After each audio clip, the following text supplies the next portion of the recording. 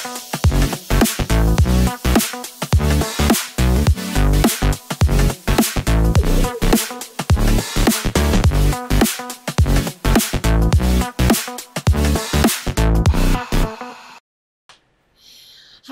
Youngers, apa kabar? Selamat memasuki bulan baru kita di September. Semoga bahagia selalu seperti kata lagu Vina Panduwinata. September ceria. Dan seru sekali saya hari ini Sela bisa main-main ke salah satu, ini kalau boleh bilang kalau nggak ada podcast saya pasti nggak duduk di sini.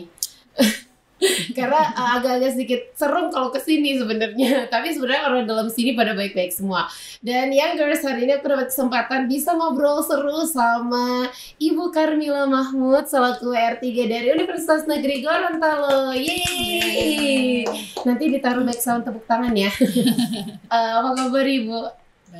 Baik, alhamdulillah. Terima kasih udah datang ke sini, nggak usah takut, datang aja anytime.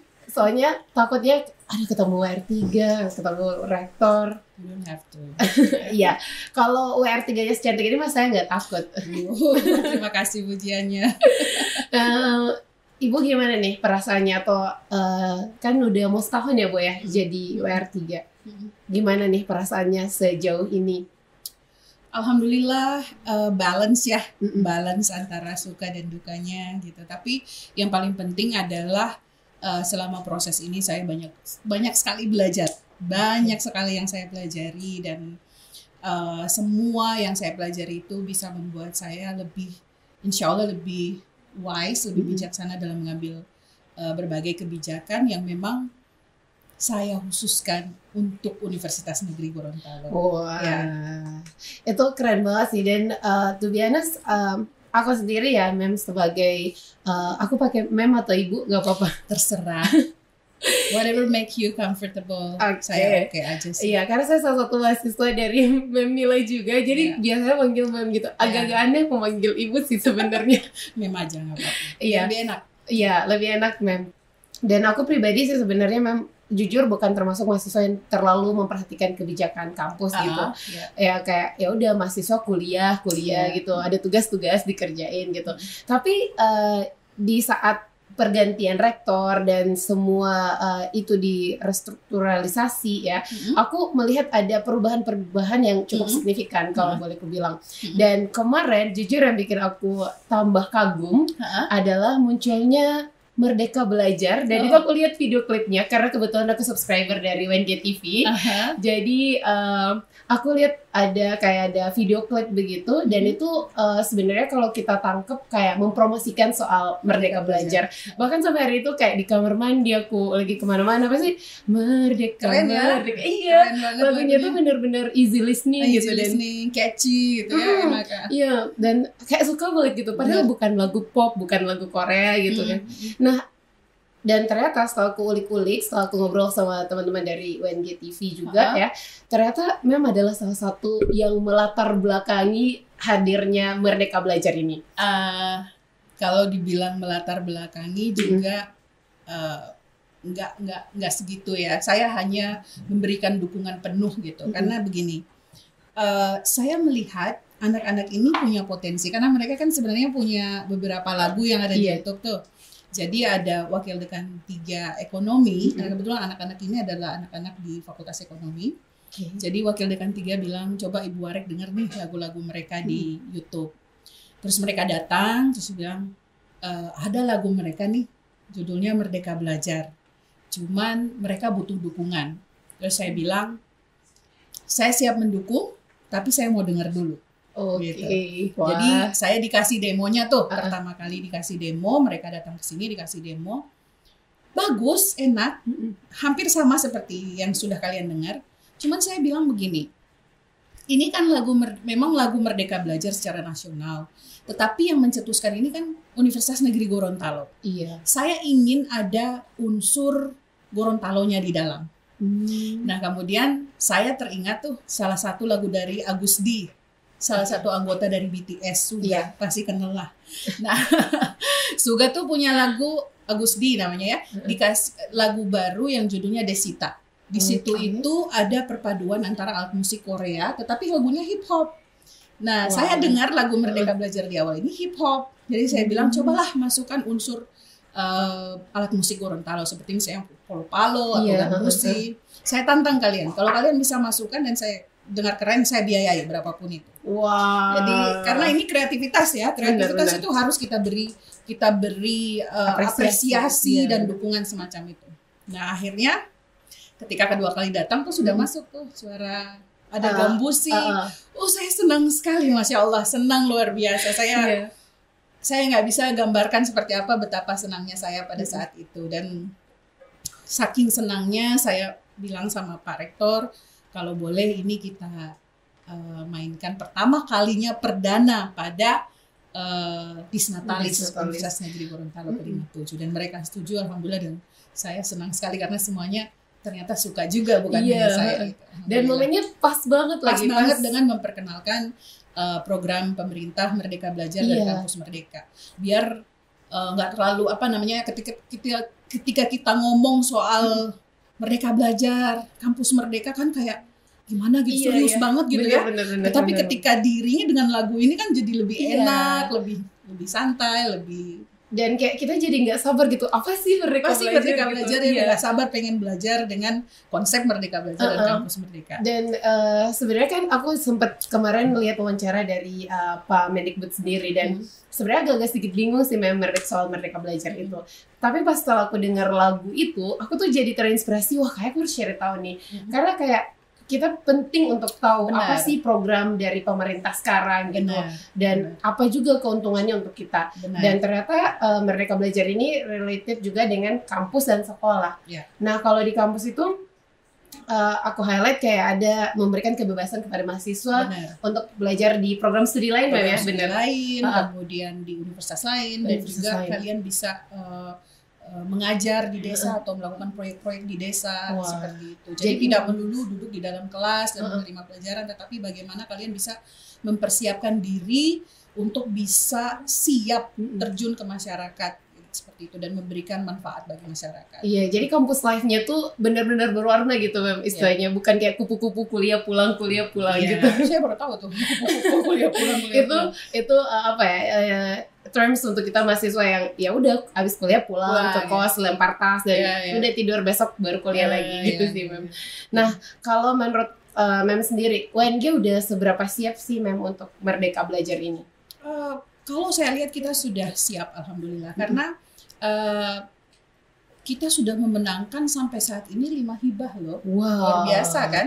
Yang pertama tuh dari jurusan kimia udah dapat tuh Center of Excellence, if I'm not mistaken nama hibahnya itu dapat 1 dari kimia, kemudian yang baru-baru ini ada 4. Ada dari ekonomi, kemudian teknik, ada 2, dan 1 dari bahasa Indonesia. Jadi kita memenangkan hibah untuk melaksanakan program Merdeka Belajar. Biasa sih itu prestasi yang luar biasa, dan saya salut tuh sama teman-teman dari bidang akademik yang udah bekerja keras dan bisa memenangkan hibah seperti itu. Dan itu luar biasa. Apalagi bersaing pasti memang ya kan untuk mendapatkan hibah itu. Seluruh universitas bersaing gitu, dan dapat 4, 5 itu luar biasa. Berarti memang sudah sampai di situ ininya UNG gitu.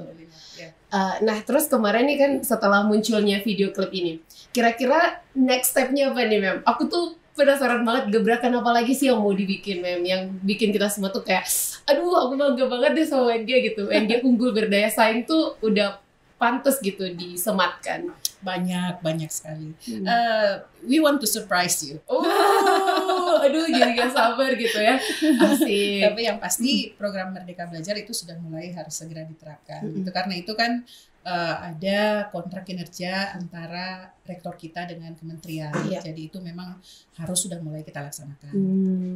Nah, terus menurut Mem sendiri, masih ada nggak sih, Mem, tantangan-tantangan yang harus kita hadapi nih untuk menggapai yang namanya Merdeka Belajar ini? Atau semuanya udah all set gitu, udah siap nih kita? All set, but if you talk something new, kalau kita ngomong sesuatu yang baru, itu pasti akan ada hal-hal, akan ada kekurangan-kekurangannya. Karena akan ada banyak yang harus kita evaluasi dan kita sempurnakan. Tetapi kan apa yang harus kita evaluasi, apa yang harus kita sempurnakan kalau kita tidak memulai, gitu ya. Jadi Kalau soal siap, insya Allah kita siap. Kita sudah melaksanakan berbagai macam FGD, kemudian sudah memenangkan hibah.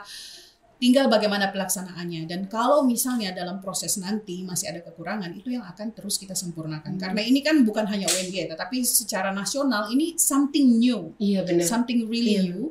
Dan pasti pada saat jalan tetap akan ada hal-hal yang perlu kita evaluasi, kita perbaiki ke depannya. Tetapi yang paling penting adalah kita harus segera memulai. Iya, benar sih. Harus optimis gitu. Karena aku ingat bahwa segala sesuatu itu dimulai dari langkah pertama. Benar. Kalau kita udah takut melangkah, ya kita nggak akan bisa dapat apa-apa juga gitu. Dan kita nggak akan tahu kita gagal atau berhasil. Wah, ini keren sih. Nah, terus apa ya? Kalau aku harus ngomongin soal gebrakan dari Mem sendiri, to be honest, aku nggak hanya terkejut soal adanya video klip Merdeka Belajar.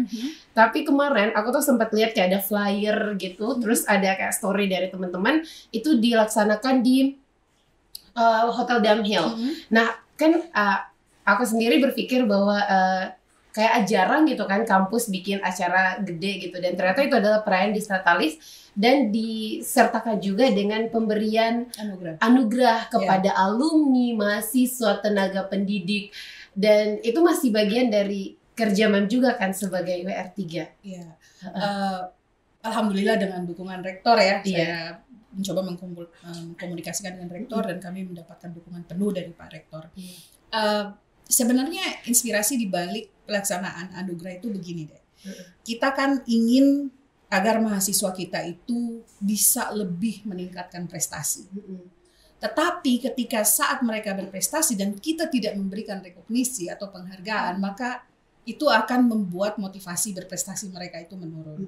Sehingga saya berpikir begini, prestasi itu tidak hanya bisa diganjar dengan materi. Karena materi itu bisa habis. Tetapi ketika Anda memberikan rekognisi atau publikasi atau penghargaan semacam itu akan dikenang selamanya. Akan dikenang selamanya bahwa dia pernah berprestasi dan pernah diberikan penghargaan dan ditampilkan di publikasi, di rekognisi seperti itu. Itu yang menginspirasi kenapa saya ingin agar acara ini tetap dilaksanakan. Jadi kita memberikan, saya minta untuk dikumpulkan semua mahasiswa yang berprestasi dan kita berikan penghargaan. Meskipun materinya tidak sebanyak yang mungkin yang diberikan oleh universitas lain, tapi paling tidak this is the first step. Seperti saya bilang pada Pak Rektor bahwa we believe the power of beginning. Ini adalah kekuatan kita memulai gitu. Dan ketika kita mulai, kita ke depan kita akan sempurnakan. Nah, pada anugerah itu kita bukan hanya memberikan penghargaan bagi mahasiswa kita yang berprestasi, tetapi ada hal yang paling penting yang ingin saya bangun melalui anugerah tersebut, yaitu saya ingin semakin banyak dosen-dosen kita untuk bisa menjadi dosen penggerak. Apa pentingnya dosen penggerak? Mahasiswa ini saya yakin dan percaya 100% bahwa mahasiswa saya itu punya potensi, punya kemampuan, punya bakat yang siap digali. Dan dia membutuhkan dosennya untuk bisa menggali, menstimulasi dan sekaligus mendampingi. Membimbing dan mendampingi. Dan itu butuh kerja yang saya bilang the calling atau panggilan hati dari seorang dosen untuk mampu mendedikasikan waktunya agar bisa membimbing dan mendidik serta mendampingi anak-anaknya untuk bisa lebih berprestasi. Dan untuk itulah bagi para dosen seperti ini sangat-sangat pantas diberikan penghargaan. Untuk itulah penghargaan bukan hanya kepada mahasiswa tapi juga kepada dosen penggerak. Selain itu kita juga memberikan anugerah kepada Tendik, tenaga kependidikan. Karena like it or not, they are the part of us. They are the part of the success. Mereka itu adalah bagian dari kesuksesan, khususnya untuk bidang kemahasiswaan dan alumni. Anda bayangkan semua dokumen untuk Simkat Mawa, Simkat Mawa itu sangat penting untuk meningkatkan klasterisasi UNG dan pemeringkatan UNG. Nah, dokumen itu yang akan kita jadikan sebagai untuk dinilai dan nantinya bisa menjadikan UNG lebih tinggi peringkatnya. Dan itu mereka adalah orang-orang di balik layar untuk menyediakan dokumen-dokumen tersebut. segitu pentingnya mereka dan kita tidak merekognisi. Yes. Mulai tahun ini mereka akan direkognisi. Yeah. Dan itu akan menjadi motivasi juga bagi tenaga kependidikan yang lain. Bahwa kalau kita bekerja keras untuk menyiapkan segala sesuatunya, pada akhirnya ini akan membuat klasterisasi UNG lebih tinggi lagi. Membuat prestasi UNG lebih tinggi lagi. Pemeringkatan UNG lebih tinggi. Demikian juga dengan alumni. Iya. Alumni itu tidak bisa dipisahkan dari kita. Benar. Kita menginginkan agar mereka tetap menjadi bagian dari kita dan kita beri penghargaan ketika mereka berprestasi, membawa nama harum Universitas Negeri Gorontalo di mana saja berada. Dan yang terakhir adalah fakultas dengan prestasi kemahasiswaan terbaik. Kenapa? Sekali lagi, inspirasinya atau kenapa diadakan ini adalah untuk memotivasi setiap fakultas agar mau mendorong agar mahasiswanya mau berprestasi seperti itu. Wah, ini keren sih kalau harus aku bilang, dan menurut aku poin yang Mem sampaikan selain tujuannya untuk memotivasi, tapi kita juga jadi lebih dekat dengan dosen itu gitu. Kadang kan mahasiswa tuh apalagi mahasiswa baru kesannya pasti takut dekat dengan dosennya, belum dengar cerita-cerita serem dari senior-seniornya kayak ibu itu galak bla bla gitu. Tapi dengan adanya program seperti ini, mau tidak mau sebagai mahasiswa dan juga dosen kita jadi turut kerjasama gitu. Ya, dan memberikan hasil atau upaya terbaik kita untuk bisa membantu mahasiswa itu sendiri. Kalau Sela dengar sambutan dari Ibu Intan yang terpilih menjadi dosen penggerak tahun ini, itu luar biasa. Luar biasa, sangat menginspirasi dan sangat memotivasi. Dan semoga dengan speech yang diberikan dan pengalaman yang diberikan oleh Ibu Intan itu bisa memotivasi semakin banyak dosen kita untuk mau bersama-sama berusaha untuk menggali potensi dari mahasiswa kita dan membimbing serta mendampingi mereka sehingga mereka bisa terbang lebih tinggi lagi dan membuat nama Universitas Negeri Gorontalo lebih terkenal lagi. Ya, semoga men-trigger semangat dari para dosen-dosen untuk memberikan yang terbaik lah untuk ONG gitu. Nah, jadi idenya udah dapat dan sudah dieksekusi dengan sangat luar biasa. Alhamdulillah. Dan sebenarnya ada satu hal yang mungkin orang-orang di luar sana tuh bertanya-tanya gitu ya. Nominasinya itu bagaimana sih Mem dikumpulkan? Dan atau dibaginya itu gimana gitu? Kalau untuk mahasiswa itu tidak ada kayak semacam bukan berarti mereka dilombakan, tidak. Tetapi saya meminta dari setiap fakultas untuk mengirimkan semua dokumen mahasiswa mereka yang berprestasi dalam hal apapun, minat bakat, ilmiah dan sebagainya.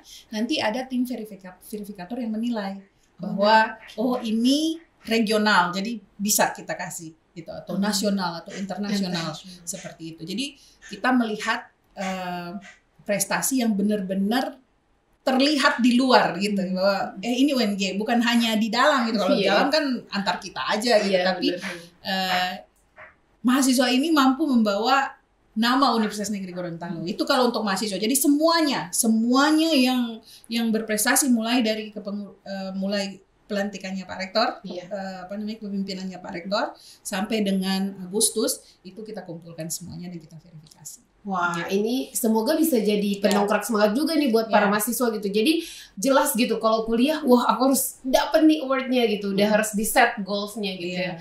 Biar bisa jadi inspirasi juga nggak sih Mem buat banyak orang. Kalau untuk dosen, tendik dan alumni itu juga kita memintakan dari setiap fakultas untuk mengirimkan calon-calonnya dan kita memilih 3 nominasi. Dari yang dilihat ya pasti seberapa banyak prestasi yang sempat dibimbing oleh yang bersangkutan seperti itu. Wah, nah dan kalau ngomongin soal prestasi sendiri, Mem Mila ini jujur ya, kalau diperiksa track record beliau, saya yakin minder. Saya aja, apalah aku hanya remah-remah roti gitu. Nah, Mem itu waktu kuliah dulu udah kelihatan gitu, maksudnya powernya ya, maksudnya saya udah pernah dengar Mem di jurusan tuh, Mem adalah salah satu presiden BEM perempuan pertama, sebenarnya kan? Yes. Maksudnya dan Mem melakukan itu juga kalau nggak salah sambil hidup sebagai mahasiswa gitu. Itu gimana Mem? Kan maksudnya sekarang tuh orang takut berorganisasi karena takut kuliahnya berantakan, atau bahkan orang yang memilih organisasi kuliahnya juga justru kena imbasnya gitu. Tapi Mem bisa sejalan, bisa lulus tepat waktu gitu? Prinsip saya satu, bahwa ketika saya mulai kuliah, maka kuliah itu adalah pertama dan utama. Tetapi organisasi tidak bisa kita kesampingkan, karena organisasi juga sangat penting bagi kita untuk mempersiapkan diri bisa terjun ke masyarakat. Yang saya lakukan adalah saya berusaha untuk mengimbangi keduanya. Saya tidak pernah mengatakan bahwa atau pernah berpikir dalam pikiran saya bahwa organisasi harus lebih diutamakan daripada kuliah. Selama saya masih bisa melakukan ataupun mengikuti kuliah, maka saya akan kuliah. Di organisasi saya akan delegasikan ke orang lain. Itulah pentingnya berorganisasi. You don't have to be yourself, ya. Kamu adalah konseptor, kamu punya banyak staff dan biarkan mereka yang akan menjadi delegasi. Tetapi ketika dosennya, ini sedikit trik ya. Dulu itu kalau saya lihat dosennya, kalau dosennya approachable, bisa di approach, baik, maksudnya understand gitu. Biasanya saya suka berkomunikasi, Pak, saya harus hadir di ini gitu, sebagai ketua senat dulu namanya ya. Terus kalau dosennya apa yang harus saya lakukan, Pak? Apakah saya ujian duluan atau saya belakangan, atau ada tugas apa yang harus saya lakukan, Pak? Nah ini nih kayaknya yang orang sekarang tuh miss gitu ya, udah pas udah dapat disetujui, oke Pak saya berangkat, nggak nanya lagi gitu, Pak saya harus apa gitu, kayaknya itu yang kurang dari kita. We have to have a bargain ya, harus ada bargain gitu, jangan kita dikasih terus kita tidak memberi gitu, main pergi aja gitu.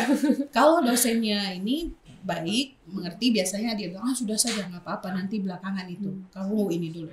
Tetapi kalau saya melihat dosennya not approachable, kalian pasti tahu lah, ada dosen-dosen yang tidak bisa, yang benar-benar strict, nggak ngerti, dan ada dosen yang ngerti gitu kan, dan itu perbedaan karakteristik dari dosen masing-masing. Anda harus mengerti itu.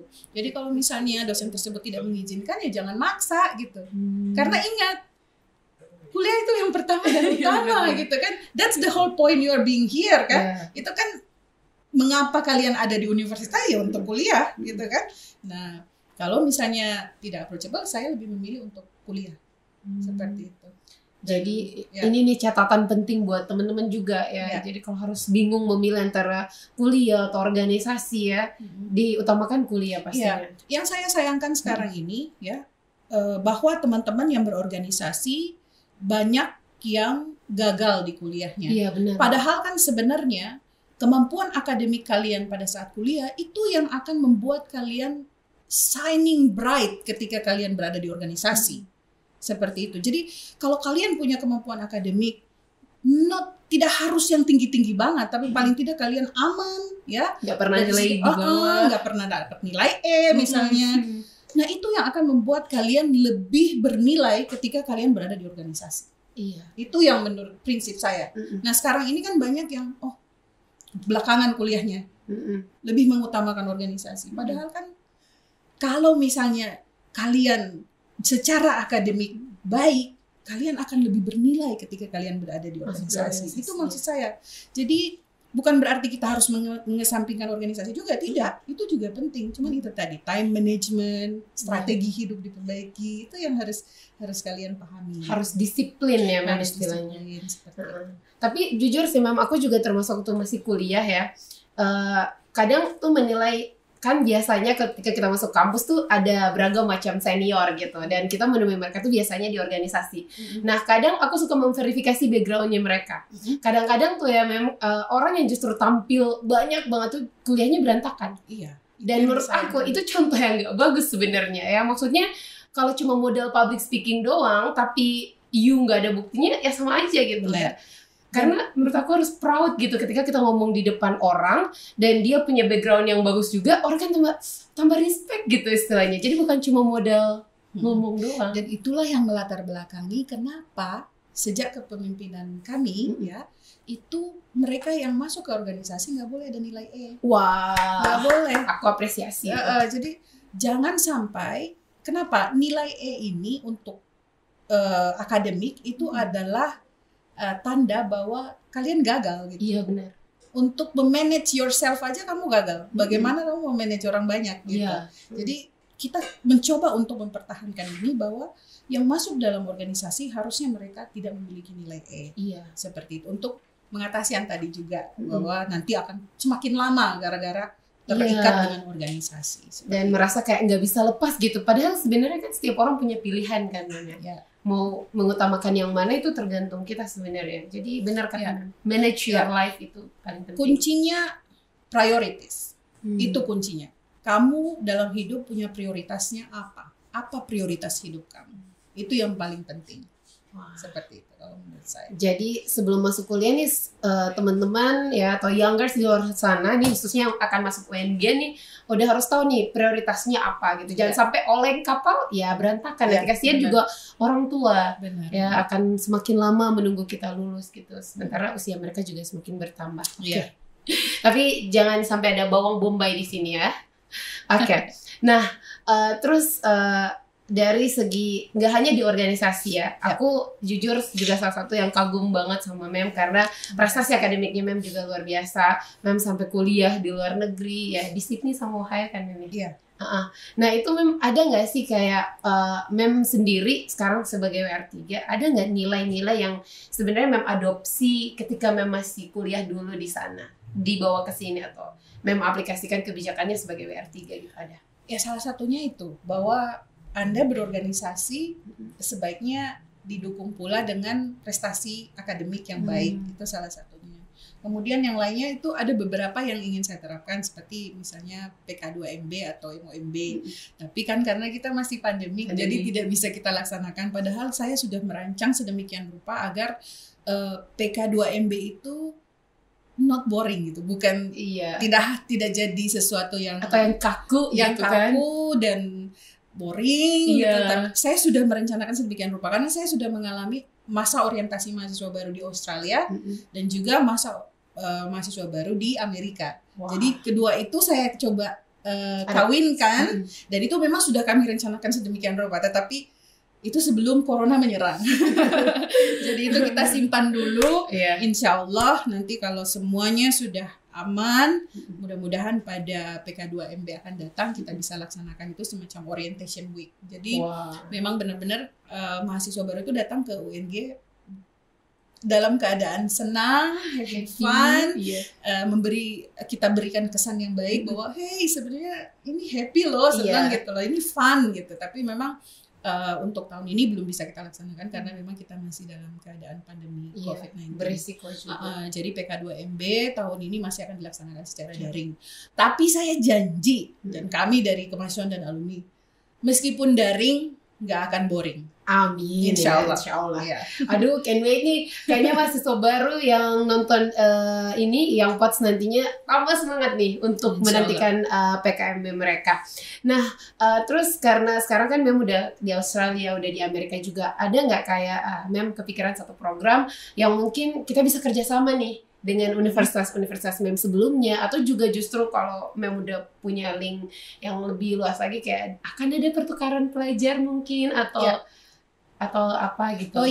Kalau untuk pertukaran seperti itu kan memang udah masuk juga dalam proses program Merdeka Belajar gitu. Jadi ada beberapa program seperti transfer kredit dari international university, itu kita bisa transfer kreditnya. Kemudian juga ada Permata Sakti yang antar universitas.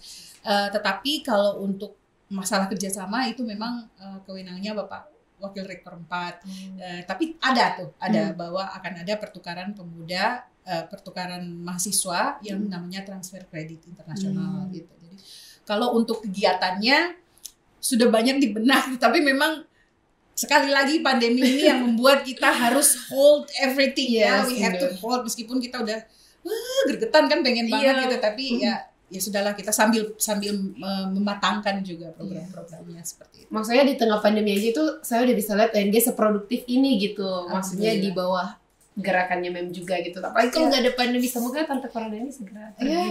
Alhamdulillah saya juga senang sekali karena meskipun di tengah-tengah pandemi ternyata organisasi-organisasi mahasiswa itu tidak tidur kan. Mereka juga melaksanakan beberapa kali webinar, kemudian ada baru-baru BEM melaksanakan program di desa. Tapi memang saya minta agar selalu memperhatikan protokol pencegahan penyebaran COVID-19.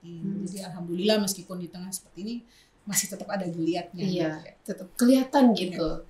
Nah, aku dulu ya 2018 itu pernah ke Jepang alhamdulillah. Dan itu cukup merubah hidup aku gitu. Ya dari sebelum yang asal-asalan jadi lebih tepat waktu gitu, lebih banyak hal positif yang bisa aku adaptasi, bahwa disiplin sangat penting.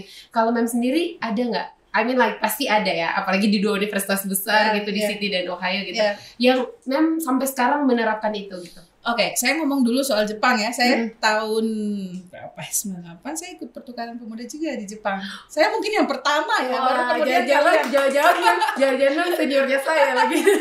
Jadi ada program tuh, the Friendship Program for 21st Century Indonesia Jepang. Jadi kita dikirim ke sana selama kurang lebih 1 bulan. Jadi pindah-pindah lokasi, mulai dari Kansai, kemudian Yamagata, Okinawa, Miyajima, Tokyo gitu. Jadi kita putar-putar lah, dikasih tahu ini loh Jepang gitu. Jadi kalau dari Jepang itu saya belajar bahwa they're so clean. And then also workaholic. Kemudian mereka juga yang paling penting itu ini tepat waktu, luar biasa banget. Saya ingat tuh, saya baru keluar hotel ya, paling mungkin 5 detik bisnya masih ada. Saya udah lari-lari, bisnya masih ada. Tapi karena saya terlambat sekitar 5 detik, 10 detik, nggak boleh. Mereka langsung pergi dan saya melihatnya dengan sakit hati. tapi I learn. I can feel you, Mem. I can feel you. I learned something. Oh my god. Oke, itu dari Jepang ya. Kemudian kalau di Australia dan Amerika, di Australia sendiri saya tinggalnya di Sydney. Multicultural city. Jadi kota yang sangat multicultural. Kemudian saya tinggal di Amerika, juga melting pot. Kalau hanya sekedar ilmu, Sela, menurut saya, kamu mau kuliah dimanapun, ilmunya sama. Yang penting kemauan kalian untuk mencari ilmu itu.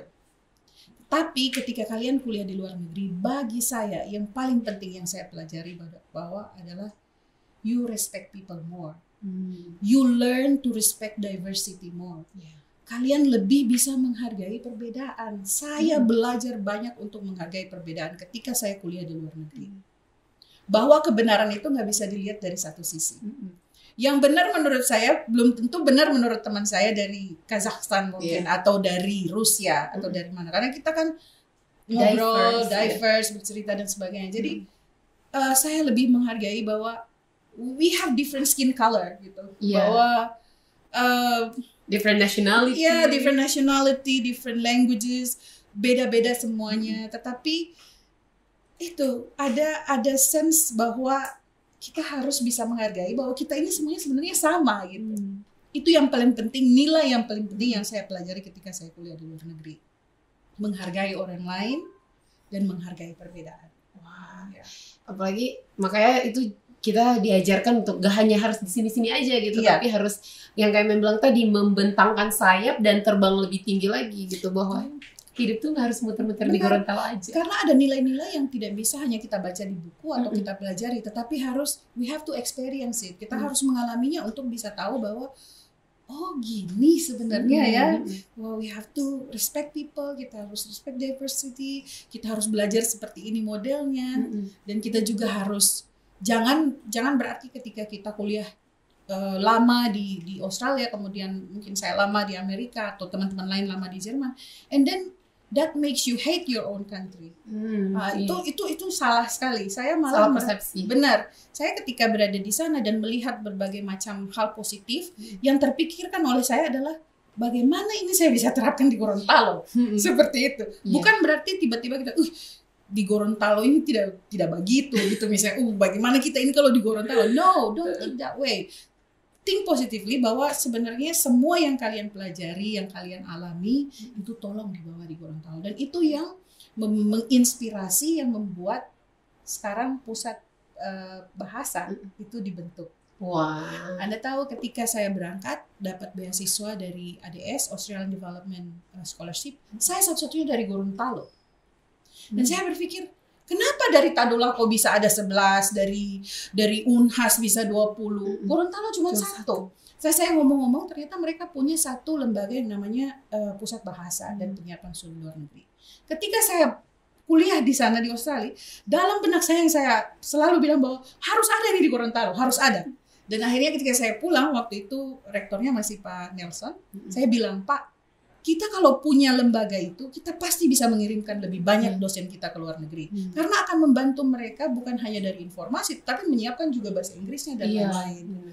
Dan waktu itu dijawab oleh Pak Nelson, dan alhamdulillah sekarang sih semakin banyak orang yang bisa ke luar negeri, dan semakin banyak orang yang bisa tes TOEFL di sini, nggak perlu harus keluar daerah, seperti itu. Dan yang kalau saya juga pribadi sih merasa lebih kayak open minded gitu, kayak kebuka gitu pikirnya, wah gini ya gitu. Dan tahu nggak, pusat bahasa tuh dulu yang kata orang kalau datang di situ paling nyaman karena tempat itu yang pertama kalinya saya bawa konsep luar negeri, seperti misalnya self service kalau kamu mau minum kopi atau tea, ada pantry. Terus kami punya apa istilahnya, kalau sekarang cleaning service ya.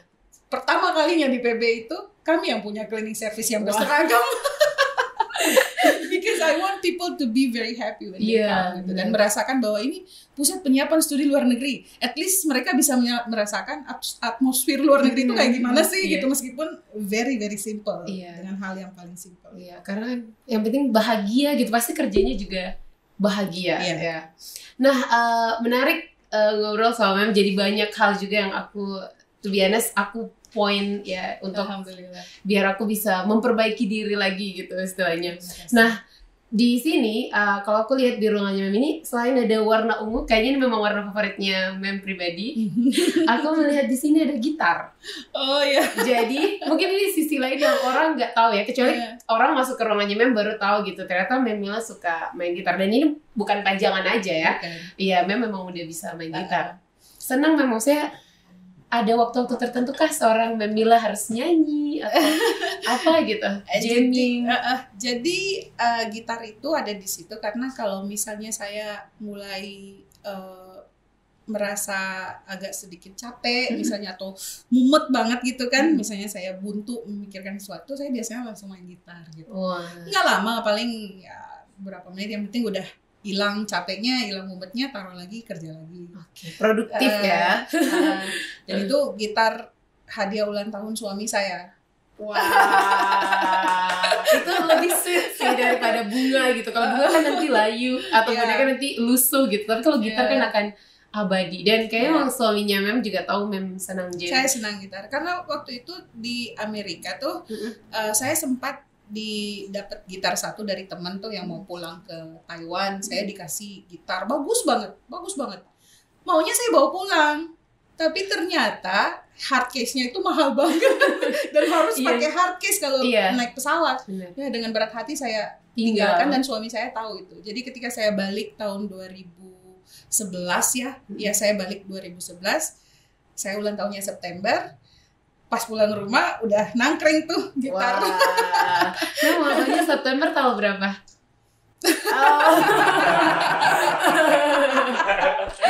Hari lagi. Catat ya. Aduh, malu.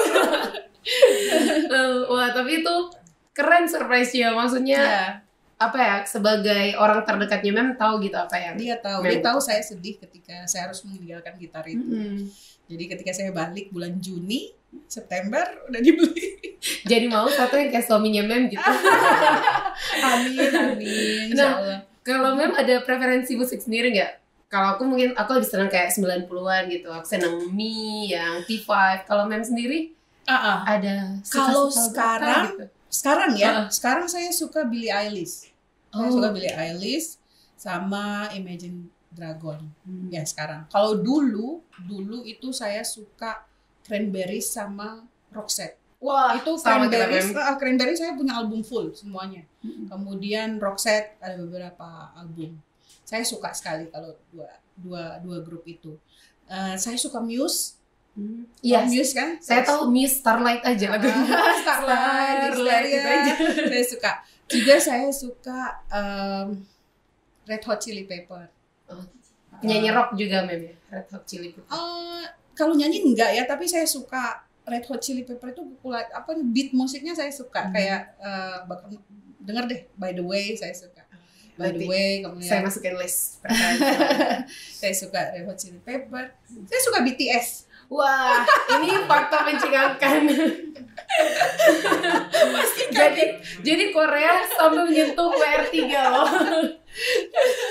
Kenapa Mem kok seneng gitu sama Korea gitu? I mean kayak Mem suka Cranberries, Roxette, mungkin orang-orang udah ya itu band dulu gitu. Tapi BTS kan sekarang tuh lagi kayak memuncak di chart, bahkan jadi boyband Korea pertama yang berhasil masuk Billboard Top 100 gitu. Yang saya sukai dari BTS adalah pesan dari lagu-lagu mereka gitu. Jadi they have a very strong message dalam semua lagu-lagunya. Dan saya senang pesan-pesan itu bahkan di-recognize oleh UNICEF kan ketika itu mereka pidato di sana. Saya suka pesan-pesannya karena saya bisa melihat pengaruhnya langsung ke putri saya. Nah, terus terang begini. Anak saya tuh ARMY, dia senang sekali BTS. She's the only daughter I have, the only child. Dia satu-satunya anak.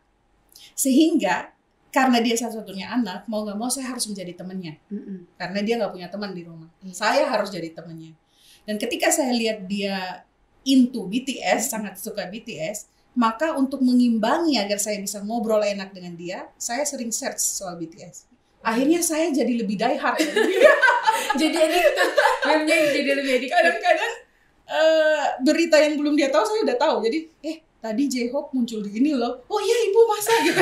Karena biasanya J-Hope.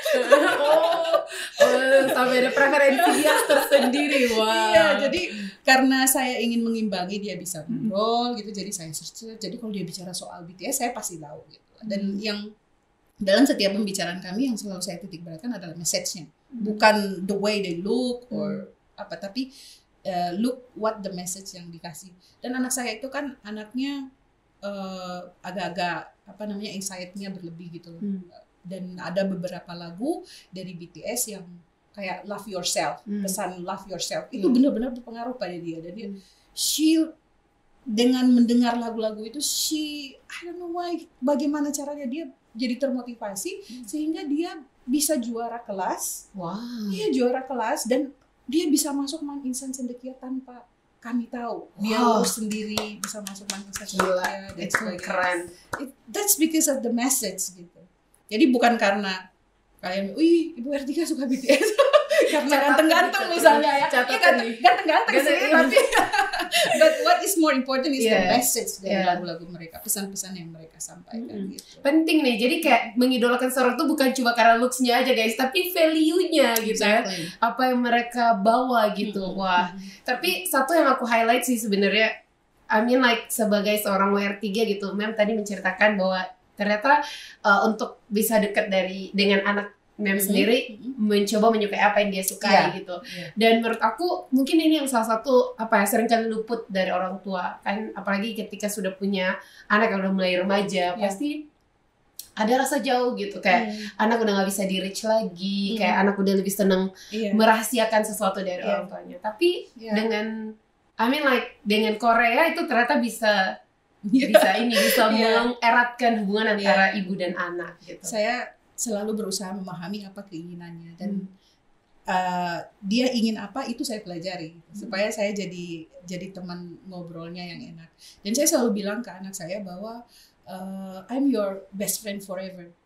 I'm your BFF. Jadi apapun itu, masalah apapun yang Ilma alami di sekolah dimanapun, talk to me because I'm your friend. Saya adalah BFF. Ketika Ilma dapat BFF yang lain dan kemudian berpisah, you still have me.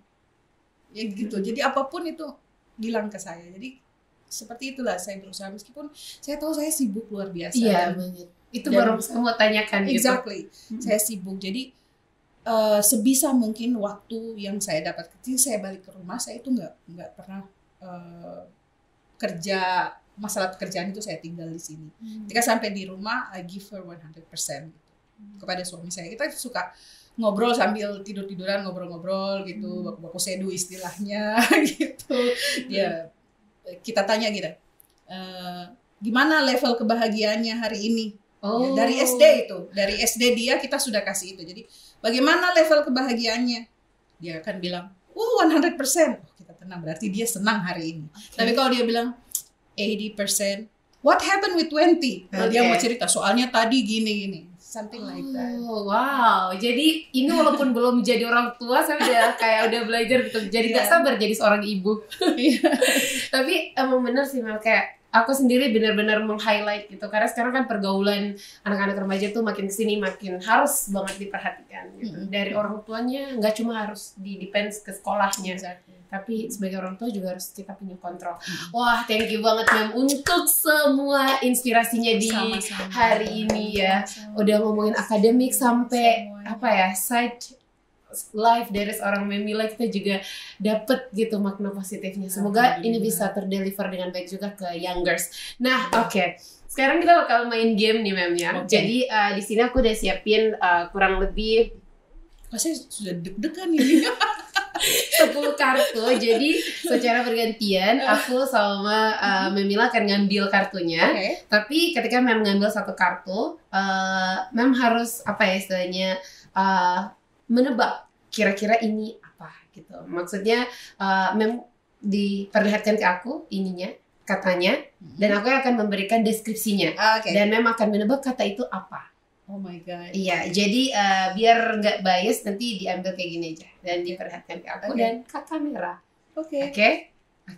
Is there punishment? Punishmentnya kayaknya kue di atas meja boleh kita pulang. Silakan.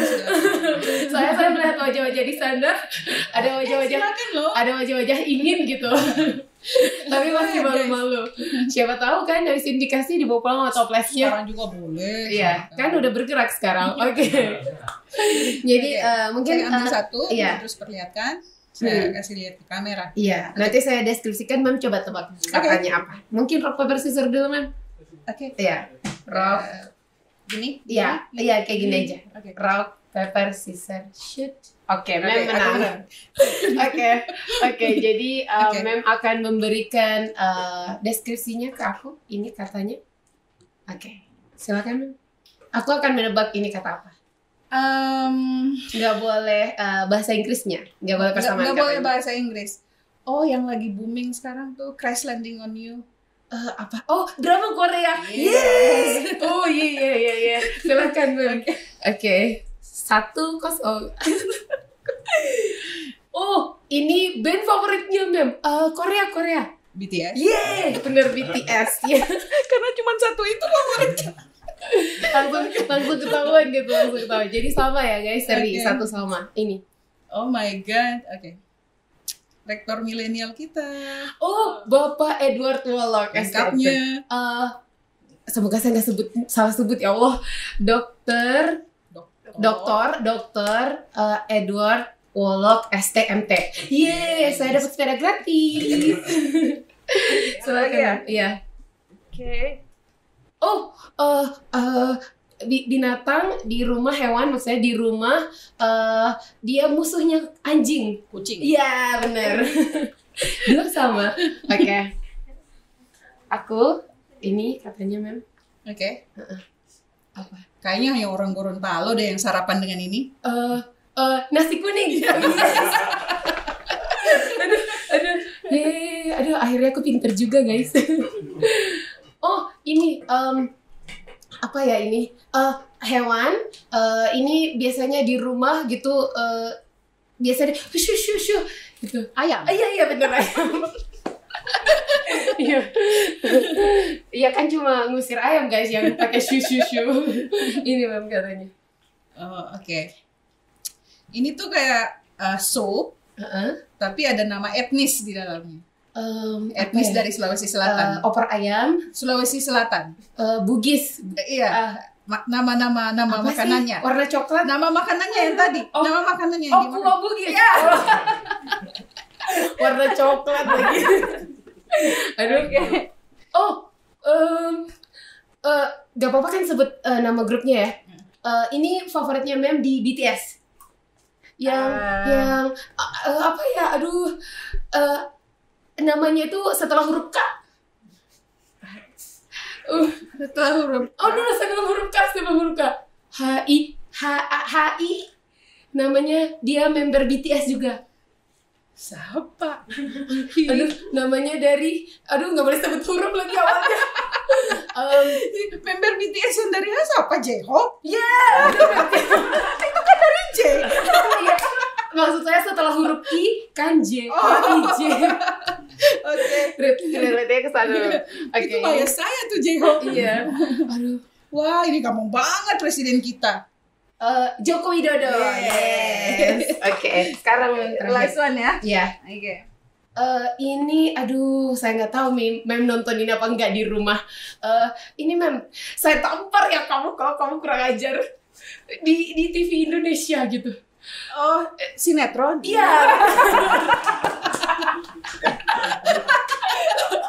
Oh my God. That's good. Yay. Thank you so much. Terima kasih. Seri, Oh, jadi kita dua-duanya jago. Yes. Alhamdulillah ya. Terima kasih banyak untuk Mem. Dan sudah mempersiapkan kita menikmati suasana nyaman di sini. Oh, silakan. Make yourself at home ya. Iya. Mungkin Mem ada yang mau disampaikan terakhir sebagai penutup, mungkin untuk teman-teman mahasiswa atau yang ada di sivitas akademik dari UNG, atau untuk keluarga di rumah boleh. Untuk Ilma, untuk suami. Ya, kan di sini. Untuk keluarga dulu ya. I know I'm busy, darling, but tapi tetap Ilma dan ayah tetap yang paling utama buat ibu. Buat Civitas Akademika Universitas Negeri Gorontalo, terima kasih banyak sudah memberikan kesempatan kepada saya untuk bekerja dengan dukungan dari semuanya. Insya Allah kemahasiswaan dan alumni bisa lebih disempurnakan ke waktu-waktu yang akan datang. Lebih khusus kepada Pak Rektor Universitas Negeri Gorontalo, terima kasih banyak atas kepercayaan dan dukungan Pak Rektor selama ini, karena dengan dukungan dan kepercayaan dari Pak Rektor terhadap bidang kemahasiswaan dan alumni yang menjadikan kami kuat untuk selalu giat dan lebih bekerja keras lagi untuk mewujudkan target-target kita ke depan, UNG unggul dan berdaya saing. Yeay, amin ya rabbal alamin. Kita berdoa yang terbaik untuk UNG dan selalu kita dukung program-program yang dicetuskan oleh UNG. Terima kasih sekali lagi Mem atas waktunya, dan untuk Youngers jangan lupa tungguin keseruan kita lainnya di Young Pots. I'm into Young Jin. Sampai ketemu di episode selanjutnya. Bye bye. Terima kasih.